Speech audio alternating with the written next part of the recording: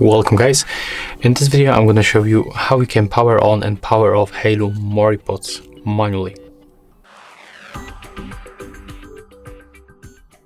Okay, so first of all, as you can see, I'm not connected, and right here you can find the indicators. So when we turn them on, they will start blinking, and we have to use this touch control panel. So let me just show you how it works.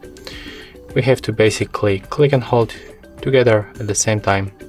And as you can see right now they blinks, and after a few moments this connection will be changed to the not to the connected.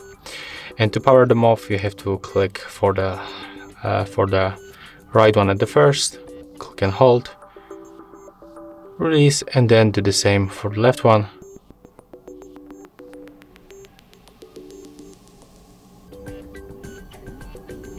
If it is not working, you can just make it at the same time, so click and hold,